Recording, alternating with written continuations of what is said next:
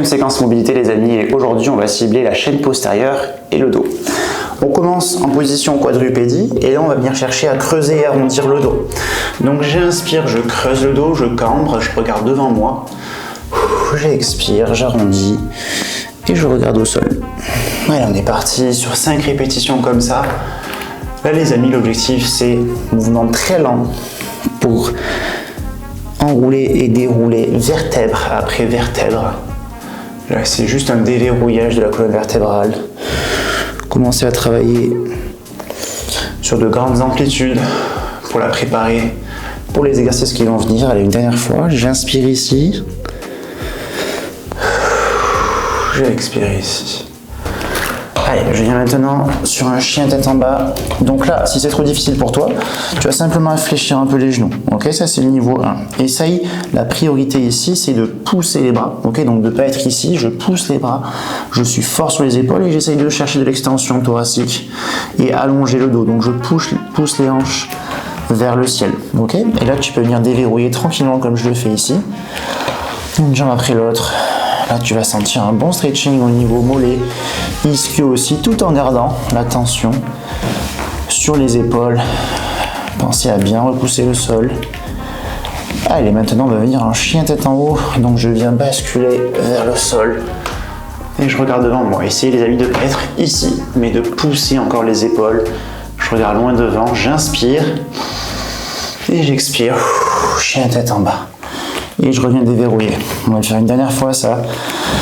Il reste encore 5-6 secondes là en chien tête en bas pour déverrouiller un peu les mollets, les ischios et gagner un peu en amplitude. Allez, on revient en chien tête en haut. Allez, pensez ici à avoir les épaules bien fortes, loin de la nuque. J'inspire et j'expire. Je reviens en chien tête en bas. Très bien. Allez, cette fois-ci, on va essayer de rester en position statique, mettre de la tension. C'est pas une posture où on est passif ici, les amis. Au contraire, hein. On met vraiment de la tension. On est actif dans cette position-là. Évidemment, chacun a le choix de fléchir les genoux ou de venir tendre les jambes en fonction de où est-ce qu'il en est en termes de mobilité. Ok, je relâche. Allez, je viens sur le dos. Bras tendus, et là on va venir chercher à déverrouiller un peu la zone lombaire ici. Ok, je reviens en position de départ. Alors tu peux mettre les bras aussi, à toi de voir, et je viens ouvrir les hanches à droite et à gauche. Et le fait de venir ouvrir la hanche le plus possible, tu vas évidemment travailler sur ta zone lombaire. Allez, encore 2-3 reps de chaque côté. Mouvement lent encore une fois les amis. Le but évidemment c'est d'avoir, si possible, le pied à plat de chaque côté.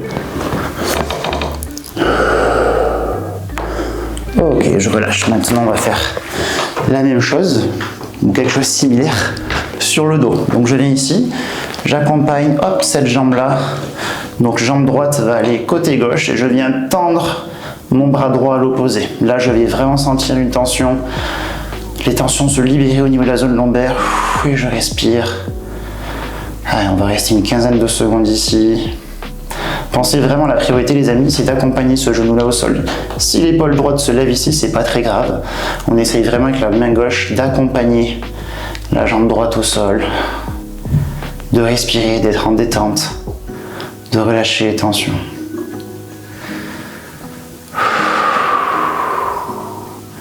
Allez, on va changer de côté lentement. Donc là, je viens chercher à accompagner ma jambe gauche côté droit. Je tends mon bras gauche à l'opposé, je regarde vers le ciel et je respire. Alors évidemment, à terme, l'objectif c'est de toucher le genou au sol, évidemment, l'épaule opposée au sol aussi, pour avoir une belle torsion de la colonne vertébrale. Mais ça va venir, ça peut prendre du temps évidemment, mais ça va venir avec la régularité. Un petit peu tous les jours, c'est ça qui va importer sur le long terme les amis, pour ne pas avoir de douleur de dos, s'éloigner des blessures, continuer à faire ce qu'on aime, parce que c'est quand même le plus important. Et on revient en position de départ. Maintenant, on va faire une variante du 90-90 qu'on avait fait lors du deuxième jour, sauf qu'on est en position allongée. Donc je viens ici, les deux genoux au sol si possible. Alors évidemment, c'est très difficile de toucher les deux au sol en fonction de ta mobilité. Et je viens accompagner une rotation interne et externe des deux hanches d'un côté puis de l'autre. On se le fait sur 5-6 répétitions encore. Mouvement lent, on regarde au ciel, les bras sont tendus.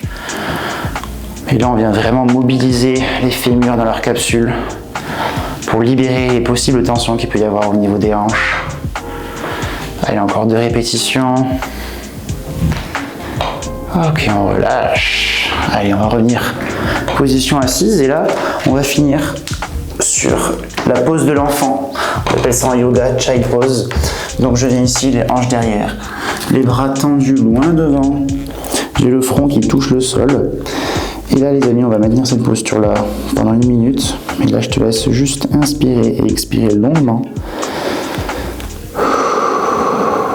En essayant de te détendre tranquillement. Je te souhaite une belle journée et on se retrouve demain pour la dernière séquence.